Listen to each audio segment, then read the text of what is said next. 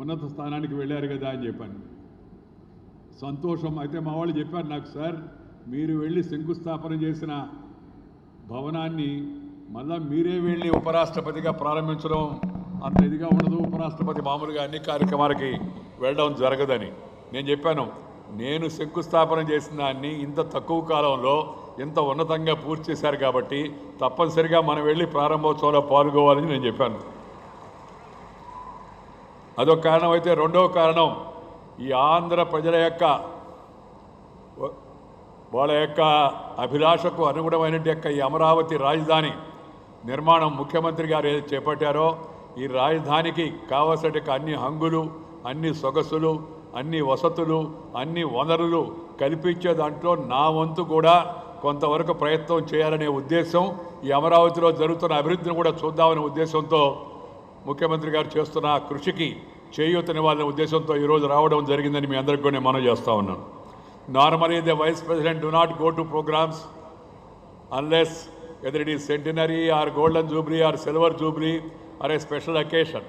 But this is a special occasion because it is created in the new campus, the new state capital of Amaravati. And this is part of the grand vision of the Chief Minister and aspiration of the people of Andhra Pradesh that all these institutions are coming. I am very happy that this is becoming not only a state capital of Secretariat, Raj Bhavan, Assembly or a council or the officers, etc. This is going to become an educational hub. This is going to be a health hub. This is going to be a knowledge hub. And this is going to be a hub of all activities for the future of Andhra Pradesh. That's why I have special liking for this capital. That's why when I was minister, even before the boundaries were drawn, even if the land was given, I straightaway sanctioned 1,000 crores without bothering what the others are going to think or criticize or say, whatever they may say. I thought some beginning has to be made. ఈ రోజు మన అందరి యొక్క ఈ రాజధాని కళ ఒక సాకారం అవుతున్నందుకు, దీనికి ఒక ఆకారం ఏర్పడుతున్నందుకు, దానికి కావాల్సిన ప్రాకారాన్ని ఏర్పాటు చేస్తున్నందుకు, దాని అందరికీ మీ అందరూ కూడా ఇస్తున్న సహకారాన్ని చూసిన తర్వాత నా మనసులో చాలా సంతోషంగా ఉందని మీ అందరికీ కూడా మనం చేస్తూ ఉన్నాం. I'm extremely delighted to be here for the inauguration of this new campus of Vellore Institute of Technology. Friends, this is one of the top education institutions in the country, particularly in the South India. When we go to Delhi and all, we used to feel proud of education institutions South, and first among them is EIT of Vellore Institute of Technology. And it has carved a niche for itself in providing quality learning to students. కేవలం భవనాలకు అడ్డమే కాదు, భవంతులకు అడ్డమే కాదు, వసతులు కల్పించడమే కాదు, వనరులు కల్పించడమే కాదు, విద్యాబుద్ధులు నేర్పించడంలో కూడా దేశంలో ఉన్న మొదటి 10 విశ్వవిద్యాలయాల్లో విఐటి కూడా ప్రముఖ స్థానంలో ఉండడం చాలా సంతోషం. Today I'm happy that the VIT has come to Amaravati and in such a short term has created these 2 blocks of Sarvepalli Radhakrishna and Sarojini Naidu. These 2 blocks are named of 2 great people. Sarvepalli Radhakrishna, our first Vice President of India, and secondly Sarojini Naidu. These people were not only there in the forefront of the freedom, but they are also there in propagating Indian values and philosophy and also taking the education forward. That's why they have named it after them. That's a good thing, and I would like to compliment Sri Viswanathan ji and his children and other associates for having done this job in an exemplary manner, in a beautiful manner, in a dutiful manner. They have done it. Merely having a grand and swanky buildings will not make any institution famous. It is the quality of education, the presence of good faculty, right ambience and ecosystem for students to unleash their creativity and genius are important. VIT has an impressive record on this score. I believe education institutions are the temples of learning, and every student who steps into them must not only show respect to the gurus but also display complete dedication and discipline towards the entire process of learning. As per our ancient Guru Shishya Parampara, the teacher is the most venerated person by the disciple. Although modern day students get all the information they require at the click of a mouse, but going to Google, it should be noted, I have been telling in the recent past, Google, very important, very informative, and also sometimes affirmative also. But I can tell you, my young friends, Google can never replace Guru. Guru has a special status in the society, in the life of the students. ఎంత విజ్ఞానాన్ని అందించినప్పటికి కూడా Google గురుని మించి విజ్ఞానాన్ని మనకు అందించలేదు. Even దాని గూగుల్ని ఎదుర్కోవాలన్నా, నెట్ని ఎదుర్కోవాలన్నా దానికి కూడా నీ గురువు కావాలి. అందుకనే గురు బ్రహ్మ గురు విష్ణు అని చెప్పిన పెద్దవాళ్ళు చెప్పారు. కాబట్టి ఎప్పుడు కూడా మనం గురువులను గుర్తుపెట్టుకోవాల్సి ఉంది, వాళ్ళని ఆరాధించాల్సి ఉంది. మన దేశంలో మొదటిగా గురువుగా పిలబడే సర్వేపల్లి రాధాకృష్ణ పేరుతో ఆ యొక్క భవనాన్ని వారి పేరు పెట్టవేస్తుందో చాలా సముచితంగా ఉందని మీ అందరికీ మనవి చేస్తున్నాను. I firmly believe that education is for what? Education is for emancipation. సావిద్య మావి ముక్తమే. ఎన్లైటన్మెంట్ తమసోమా జ్యోతిర్గమై. Third, empowerment. Fourth, employment. Fifth, empathy. There is a wrong misconception in the minds of our youngsters and also parents that education is for employment. Employment is secondary. Education is for emancipation. Education is for enlightenment. Education is for empowerment. Education is for empathy and then for employment. It will give you enlightenment. జ్ఞానాన్ని ఇస్తుంది చదువు, విజ్ఞానాన్ని ఇస్తుంది మనందరికి కూడా. అలాంటి చదువును మనం ఆరాధ్య భావంతో చదువుకోవాల్సిన అవసరం ఎంతో ఉంది. క్రమశిక్షణతో, అంకిత భావంతో, పట్టుదలతో, సమయం వృధా చేయకుండా చక్కగా చదువుపై ధ్యానం పెట్టి గురువులు చెప్పేట విషయాన్ని మనం అర్థం చేసుకొని మన విజ్ఞానాన్ని పెంచుకోవడం కోసం, అజ్ఞానాన్ని పారదోవడం కోసం, సమాజంలో చీకటిని తొలగించడం కోసం, వెలుతురుని ఆస్వాదించడం కోసం, మన వెలుగులను 10 మందికి ప్రసాదించడం కోసం మనందరికి కూడా విద్యాభ్యాస సమయంలో ప్రయత్నం చేయాలని చెప్పి మీ అందరికి కూడా నేను మనవి చేస్తున్నాను. As the Indian education commission 1964-66 Kothari Commission has stated that the destiny of our country is being shaped in our classrooms. భారతదేశం యొక్క భవిష్యత్తు, ఆంధ్రప్రదేశ్ యొక్క భవిష్యత్తు మీ తరగతి గదిలో నిర్మాణం అవుతుంది. తరగతి గది అంటే తరగని నిధి.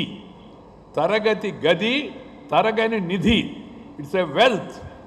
If you have education, then you can acquire wealth. If you have wealth, there is no guarantee that you can acquire knowledge. That's why మన వాళ్ళు చెప్తుంటారు ఆరోగ్యమే మహాభాగ్యం అని, ఆరోగ్యాన్ని గురించి. అలాగే విద్య, వినయము, ఈ విజ్ఞానానికి సౌపానము. అందుకని మనం విద్య పైన ప్రధానంగా దృష్టి పెట్టాల్సిన అవసరం ఎంతో ఉంది. No doubt the knowledge, the skills, attitudes acquired by the students from the basis for nation building. ఈ భూమి, ఈ నేల, ఈ గాలి, ఈ వెలుతురు, ఈ యొక్క నీరు, వీటిలోనే తెలివి ఉంది.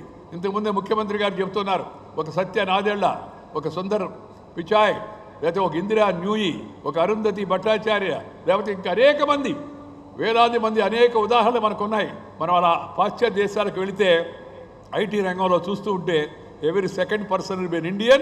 Among the second person, the third person will be from South and Andhra Pradesh. That's the greatness of this land. అంత తెలివితేటలు మనలో నిమిడి ఉన్నాయి. ప్రతి సాధారణ మానవుడు కమ్మరి, కుమ్మరి, వడ్రంగి, నేత, గీత, బోయ, యాదవ, చాకలి, మంగలి, హరిజన, గిరిజన, లంబాడ, కులం ఏదన్నా కావచ్చు.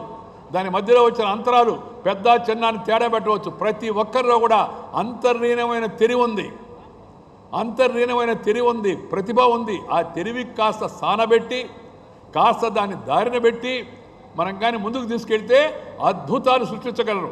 ఇంతకుముందే మనం చూసాం ఈ పిల్లకాయలు ఇద్దరు, ఈ పవన్ కుమార్, రేవతి, వాళ్ళ పేరు కూడా తీసుకుని నేను ప్రముఖంగా. ఎందుకంటే ఈ పవన్ కుమార్ బీటెక్ ఈసీఈ అంటే నేను అనుకున్నాను ఏదో పెద్ద ఉద్యోగస్తుడు, పెద్ద అధికారి కుమారుడై ఉంటాడు, ఏదో పెద్ద ఉన్నతమైన పదవిలో ఉన్న ఆయన కుమారుడై ఉంటాడు అనుకుని అబ్బాయిని అడిగాను, ఏవయ్యా పవన్ కుమార్, మీ నాన్నగారు ఏం చేస్తారని.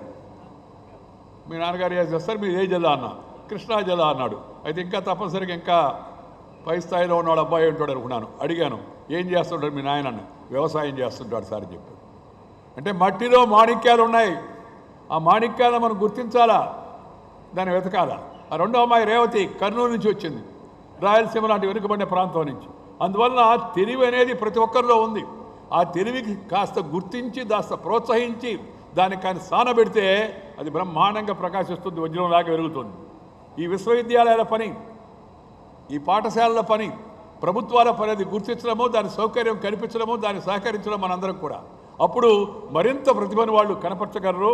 మరింత నాదేళ్ల సత్యలు, ఇందిరా న్యూయులు, లేకపోతే సకృతి పూర్ణాలు, అమెరికన్ రిచ్ బ్యాంక్కి మేనేజింగ్ డైరెక్టర్ మన తెలుగువాడు, American rich bank. See the greatness of these people, their intellect, వాళ్ళ తెలివి చూడండి, వాళ్ళ విజ్ఞానం చూడండి. అబ్బురపరిచేట ప్రతిభ అందరిలో ఉంది, మీ అందరిలో కూడా ఉంది. అందుకని దాని సమయాన్ని వృధా చేసుకోకుండా, అనవసరమైన కాలక్షేపం చేసుకోకుండా, నకారాత్మక వైఖరితో కాకుండా సకారాత్మక వైఖరితో మీరందరికీ ముందుకు వెళితే, సానుకూల దృక్పథం మనకుంటే, పాజిటివ్ ఐడియాస్ మనకు వస్తే మనం ముందుకెళ్ళగలం. I'm very happy that Chandrababu Naidu is creating that vibrancy in Amaravati. ఈ అమరావతికి వస్తే కొద్ది రోజుల తర్వాత, దీన్ని ఊహించుకుంటే కొద్ది రోజుల తర్వాత అమరావతి ఒక గ్రీన్, ఒక క్లీన్ సిటీగా తయారవుతుంది. ఇక్కడ ఉండే వాతావరణం కూడా ఆ విధంగా ఉంటుంది. మన అదృష్టవశాత్తు పక్కనే మనకి కృష్ణానది ఉంది. ఆ తర్వాత మనకి ఈ రైతులందరూ ఉదారంగా ముందుకు వచ్చి తమ ఉపాధిని కూడా పక్కన పెట్టి ఈ రైతుల ల్యాండ్ పూలింగ్లో ఇచ్చిన భూముల్లో సారవంతమైన భూములు ఇవి. ఈ మట్టి నేల సారవంతమైంది. These lands are fertile and these brains are also fertile. I'm very happy about it. అందుకని వాటికి మనం కాస్త ప్రోత్సాహం ఇస్తే మరింత తెలివితేటలతో ఈ అమరావతి, ప్రాచీన అమరావతిని తలదన్నే విధంగా, మళ్ళా చరిత్రలో నిలబడే విధంగా ఈ రాజధాని రూపొందుతున్న విశ్వాసం నాకుంది. ముఖ్యమంత్రి గారిని నేను ఒక విషయానికి అభినందిస్తున్నాను. కేంద్రంలో ఇన్ని పథకాలు, కేంద్రంలో ఇన్ని ప్రాజెక్టులు, ఐఐటీలు, త్రిబుల్ ఐటీలు, ఐఐఎంలు, ఎయిమ్స్, లేకపోతే పెట్రోలియం యూనివర్సిటీలు, లేకపోతే సిపెట్ ప్లాస్టిక్ సెంటర్లు, లేకపోతే మెట్టర్క్ పార్కులు, లేకపోతే డిఫెన్స్ యూనిట్లు, రాయలసీమలో కానీ ఎక్కడ ఏదనుకుంటే అవన్నీ కూడా 1.5 సంవత్సరంలో ఆంధ్రప్రదేశ్ కేంద్రం మంజూరు చేసిందంటే దాని వెనక ఉండే ఒక రహస్యం ఏంటంటే కేంద్రం మంచి మనసు, ప్రధానమంత్రి గారి ఉద్దేశం, అందరి యొక్క సహకారం ఒక పక్క అయితే, ముఖ్యమంత్రి గారు ఏ ప్రాజెక్టు చెప్తే ఆ ప్రాజెక్టుకి మరుసటి రోజుకంతా నేను భూమిని ఇస్తానని ముందుకు రావడం అవుతుందో అదే దీనికి ప్రధాన కారణమని మీ అందరికీ కూడా నేను మనం చేస్తున్నాను.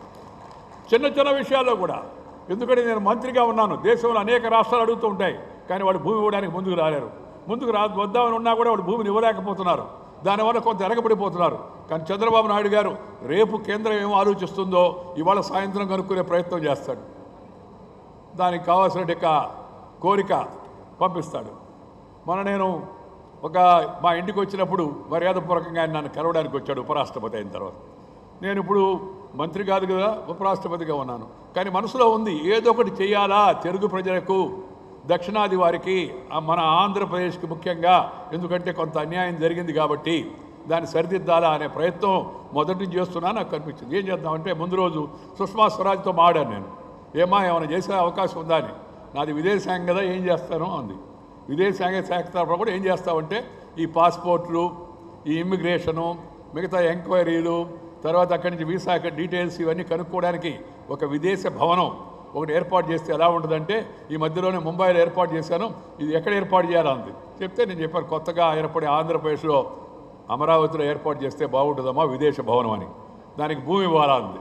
సరే భూమి అంత ఇవ్వాలో కనుక్కొని చెప్పమ్మా, నేను తప్పనిసరిగా భూమి ఇస్తానన్నాను. మరుసటి రోజు ముఖ్యమంత్రి గారు వచ్చారు, చెప్పాను నేను. చెప్తే వెంటనే ఆయన దానికి 5 ఎకరాలు కావాలంటే 5 ఎకరాలు ఇచ్చేద్దాం, విదేశ భవనం ఏర్పడడం మనకు మంచిది అన్నాడు. వెంటనే సుష్మా స్వరాజ్ చెప్పాను, అయితే 2వ విదేశ భవనం అమరావతిలో ఏర్పడుతుందని ఆమె చెప్పింది. ఈ విధమైన యొక్క పరిపాలనలో చురుకుదనం, ముందు చూపు, ఆ తర్వాత నిర్ణయం తీసుకునే ధైర్యం ఉండాలి. ఒక విఐటీయే కాదు, లేకపోతే ఒక ఎస్ఆర్ఎం అనే కాదు, ఒక అమృతానందమయ్య అదే కాదు, ఒక హాస్పిటలే కాదు, ఇవన్నీ కూడా తాత్కాలికంగా చూసే వాళ్ళకి అంత భూమిస్తున్నారా, ఇంత భూమిస్తున్నారా, ఆ భూమిని వాళ్ళు తీసుకెళ్ళలేరు కదా. ఇందాక విశ్వనాథం గారు చెప్పారు, వచ్చే ప్రతి రూపాయి మళ్ళా విద్యపైనే ఖర్చు పెడతాము, దీన్నే అభివృద్ధి చేస్తామని ఆయన మాట ఇచ్చాడు. మాట మీద నిలబడతాడనే నమ్మకం కూడా నాకు ఉంది. దీనికి కావాల్సిన సదుపాయాలు కల్పించాలి. మనం కల్పిస్తే పిల్లలు మంచి ఆహ్లాదకరమైన వాతావరణంలో చదువుకుంటారు. ప్రకృతి బాగా ఉండి గాలి, వెలుతురు, చెట్టు, నీడ అన్నీ ఉంటే ఇంకా మనసు బాగా దానిపైన దృష్టి కేంద్రీకరిస్తుంది. నేను విజయవాడకు వస్తే ప్రభుత్వం మామూలుగా ఇంకా భవనాలు తయారు కాలేదు కాబట్టి 4 స్టారో 3 స్టారో ఏ స్టార్ ఉంటే ఆ స్టార్ హోటల్లో పెడతారు మామూలుగా, ఎందుకంటే ఉపరాష్ట్రపతి రాష్ట్రపతి అంటే. అని నేను చెప్పాను వాళ్ళకి, ఇక ఆ హోటల్లో ఉండి ఆ రూముల్లో తలుపులు వేసుకొని ఉండి వచ్చిన వాళ్ళందరూ బయట నిలబడి ఉండి మిగతా హోటళ్ళందరికీ ఇబ్బంది పడే బదులు నేను పోయి ఆ స్వర్ణభారత ట్రస్ట్లో ఉండే మామూలు అతిథి గృహంలో ఉంటానని ముందు కొద్దిగా అందరికీ అబ్బెట్టుగా అనిపించింది. కానీ అక్కడికి వెళితే ఆ వాతావరణం, ఆ శిక్షణ పొందే విద్యార్థులు, ఆ చుట్టూ ఉండే పచ్చదనం, ఆ చెట్లు, ఉదయాన్నే కాసేపు అట నడవడం, అవన్నీ చూస్తూ ఉంటే మనసు ఎంత సంతోషంగా నేను చెప్పలేను. కానీ మన విద్యాలయాలు ఎట్లా తయారైపోయినట్టు ఇప్పుడు అన్నీ కూడా ఊరు మధ్యలో ఈ పక్క హోటలు, ఆ పక్క రెస్టారెంటు, ఈ పక్క బారు, ఇంకో పక్క ఇంకొకటి, మధ్యలో ఒక స్కూలు, చదువు ఈ పక్క హారను, ఆ పక్క ఇంకో సౌండు, ఆ పక్క ఇంకో గొడవ. ఇంకా వాడి మనస్సు దానిపైన దృష్టి కేంద్రీకరించేటికి అవకాశం ఆడి ఉంటుంది. దానికి ఒక మంచి ప్రదేశం కావాలి.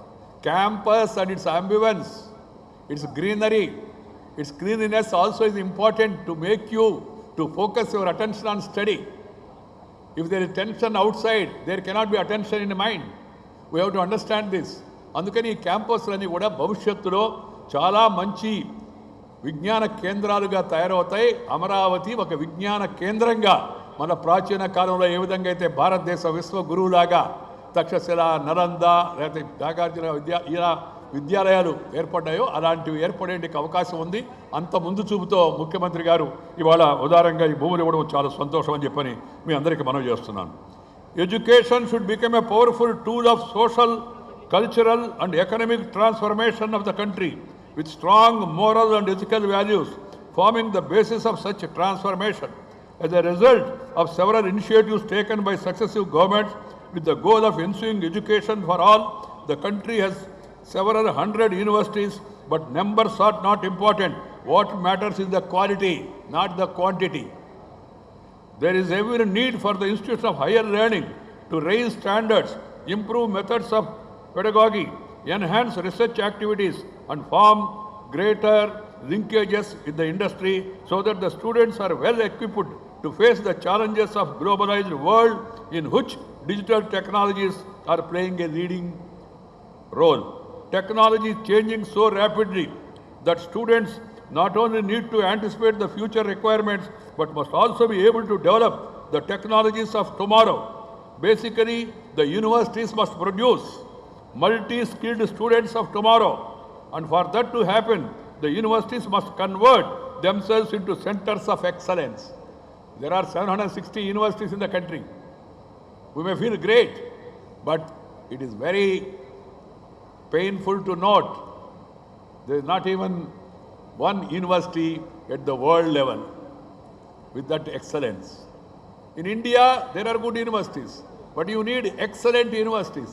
So I appeal to all the universities, private or public, to focus on enhancing the skills and enhancing the knowledge, raising the standards, and then compete with the world. If proper opportunities are given, proper facilities are given, proper infrastructure is created, definitely our universities also will excel. I agree with Mr. Viswanathan that the centre and state governments are not able to rise up to the expectation of the 6% of the GDP to be spent on education. It is only hovering around 4% because we have competing requests and also aspirations from every section of the society. People want housing, people want road, people want drainage, people want transport, people want train, people want metro, people want airports, people want ports. There is so much pressure. I understand. The Prime Minister is doing his best. He also gave a 3-line mantra. He said reform, perform and transform. And India is going for a great transformation. And Andhra Pradesh also is playing a great role in the transformation. So we must all look for the future. I am sure once the economy strengthens, definitely government will be able to spend more on education and higher education also. The economy is improving. Thanks to the World Bank. World Bank has given India 40 points up in the ranking of ease of doing business. Secondly, International Monetary Fund recently said India is the most favorite destination for investments. Thirdly, Moody's rating, not Modi's rating. Moody's rating also said if India moves like this, it will reach 10% growth in the future. With all the reforms that are being taken up at the national level and at the state level, I am sure the economy will get further strengthened. And then definitely country will move towards that, because as I told you, the entire world is looking towards India. And also, now they are also looking towards Andhra Pradesh. They want to know what is happening. Many people, foreigners, and they come and meet me in Delhi, they have discussed about various things. They also show interest about Andhra Pradesh, inquire about Amaravati, inquire about Andhra Pradesh developments also. అందువల్ల నాకు పూర్తి విశ్వాసం ఉంది, భారత్ భవిష్యత్తులో ఒక శక్తివంతమైన దేశంగా తయారవుతుంది, ఒక విజ్ఞానవంతమైన దేశంగా తయారవుతుంది. మరి అదేవిధంగా దాంతోపాటు దేశంలో సామాన్య జనానికి అందుబాటులో ఉండే విధంగా వైద్యం, అందుబాటులో ఉండే విధంగా విద్య తీసుకురావడం, ఆర్థిక అసమానతలు తగ్గించడం, అలాగే కులము, మతము, ప్రాంతము, భాష వివాదాలు పక్కన పెట్టి అందరం కూడా కలిసికట్టుగా మనం అందరం భాషా వేషం వేరైనా మనమంతా భారతీయులం. अलग भाषा अलग वेश फिर भी अपना एक देश, विविधता में एकता भारत का विशेषता, irrespective of caste, creed, sex, religion and region, India is one nation, one people, one country అనే ఒక భావనతో మనందరం కూడా ముందుకు వెళ్ళాలని, అటక్ నుంచి కటక్ వరకు కన్యాకుమారి కాశ్మీర్ వరకు సమస్త భారతదేశంలో ఉండే హరిజన గిరిజన కార్మిక కర్షక పీడిత తాడిత ప్రజానికం అంతా కూడా మన భావన, మనం భాష వేరైనా, మన వేషం వేరైనా, మన కట్టు వేరైనా, మన బొట్టు వేరైనా, మన గతం ఒక్కటే, మన మతం వేరైనా మన గతం ఒక్కటే అనే విషయాన్ని మన అందరం కూడా గుర్తుపెట్టుకొని ఈ భారతీయ సంస్కృతిని మనం వంటబెట్టుకొని దాన్ని బట్ల గర్వించు, ఇతరుల యొక్క అభిప్రాయాన్ని గౌరవిస్తూ సహనం కల్పించి అందరినీ గౌరవించే విధంగా ముందుకు వెళ్ళాలని చెప్పని, అలాంటి పాత భారత్ యొక్క సంస్కృతిని మరలా పునరావృతం చేయాలని చెప్పి మిమ్మల్ని కోరుతా ఉన్నాం. స్వతంత్రం వచ్చినప్పుడు 20 యూనివర్సిటీలు ఉన్నాయి, 500 కాలేజీలు ఉన్నాయి. ఇప్పుడు మనకి దేశంలో 760 విశ్వవిద్యాలయాలు ఉన్నాయి, 38,498 కాలేజీలు ఉన్నాయి, 12,276 స్టాండ్ అలోన్ ఇన్స్టిట్యూషన్స్ ఉన్నాయి. మొత్తం విద్యార్థుల సంఖ్య 3.4 కోట్లు ఉంది దేశంలో. కానీ దాంతోపాటు education for all and quality education, ఇది మన లక్ష్యం కావాలా. ఎడ్యుకేషన్ ఫర్ ఆల్ ఉండాలా, అలాగే క్వాలిటీ ఎడ్యుకేషన్ ఉండాలా. అందుకని దీన్ని దృష్టిలో పెట్టుకొని ప్రభుత్వం ఐఐటీలు, ఐఐఎంస్, IIITలు, అలాగే హై ఎస్టీమ్డ్ ఇన్స్టిట్యూషన్స్ వీటిని మొదలు పెడతా ఉంది. నేషనల్ ర్యాంకింగ్ సిస్టమ్ మొదలుపెట్టారు, ఇన్స్టిట్యూషనల్ ర్యాంకింగ్ ఫ్రేమ్వర్క్ మొదలుపెట్టారు. అందుకని వీటన్నిటిని దృష్టిలో పెట్టుకొని విద్యా సంస్థలు తమ ప్రమాణాలను పెంచాలని. I'm told that the VIT has topped the ranking consequently for the past 2 academic years among the private engineering institutions in India as per the NIRF ranking. గత 2 సంవత్సరాలుగా VIT ఇంజనీరింగ్ కళాశాల ర్యాంకుల్లో జాతీయ స్థాయిలో ఆ ర్యాంకింగ్ ఫ్రేమ్వర్క్లో వరుసగా టాప్లో ఉండడం చాలా సంతోషం. అలాంటి విద్యా సంస్థ మన ప్రాంతానికి రావడం మనందరికి కూడా చాలా సంతోషం అని చెప్పని మీ అందరికి కూడా నేను మనవి చేస్తున్నా. అదేవిధంగా మన దేశం యొక్క అదృష్టం ఏంటంటే 65% మంది జనం 35 సంవత్సరాల లోపల ఉన్నారు. మన యువ జాతి మంది, చురుకైన జాతి మంది. దాన్ని కానీ మనం సరిగా ఉపయోగించుకుంటే, మన పిల్లలకి విద్యాబుద్ధులు సరిగా చెప్పిస్తే తప్పనిసరిగా దేశం ముందుకు వెళుతున్న నమ్మకం నాకు ఎంతో ఉంది. I want to stress on the 4 pillars of learning as announced in the 1996 UNESCO Commission on Education. What are the 4 pillars? Number 1, learning to know, knowledge. Number 2, learning to do, skills. Number 3, learning to be, personality development. 4, learning to live together, understanding and appreciation. తెలుసుకుందామనే జిజ్ఞాస, విజ్ఞానం. రెండోది చేద్దామనే ఉత్సాహం, దానికి కావాల్సిన ప్రతిభ. మూడవది మన personality, ఒక సమగ్ర వ్యక్తిత్వం తయారు కావాలి మనకి. నాలుగవది మనము కలిసికట్టుగా జీవించడం. అందరం కులం పేరుతో, మతం పేరుతో, వర్గం పేరుతో, వర్ణం పేరుతో, జిల్లా పేరుతో, భాష పేరుతో జనాన్ని చీల్చే ప్రయత్నాలు కొంతమంది చేస్తూ ఉంటారు, తాత్కాలికంగా రెచ్చగొడుతూ ఉంటారు. వాటికి మనం ఏమాత్రం కూడా లోబడకుండా మన అందరం ఒకటేనే భావనను, మన భారతీయ సాంప్రదాయాన్ని దృష్టిలో పెట్టుకొని ముందుకు వెళ్ళాల్సిన అవసరం ఎంత ఉందని మీ అందరికీ కూడా మనవి చేస్తున్నా. అందుకని ప్రతి ఒక్క విద్యా సంస్థ కూడా విద్యార్థుల్లో ఇన్నోవేషన్, విజిగీష ప్రవృత్తిని పెంచాలి, కొత్త కొత్త ఐడియాలు తేవాలి, కొత్త కొత్త ఆలోచనలను యువకులకి ఉత్సాహపరచాలి. అలాగే విద్య అత్యంత శక్తివంతమైన సాధనం. అది education is the most powerful weapon which can transform the world. We now live in an age where change is constant and we are variable. And then keep with the change. Learning should not be seen as an end, but as a means to achieve greater heights in life. You should continuously update yourself with the latest technology, innovation and changes that are taking place in the world. You should become multi-skilled and dare to dream big to achieve your goals. కష్టపడండి, ఇష్టపడండి, పైకి వస్తారు. కలాం గారు చెప్పారు, కళ్ళు కనండి.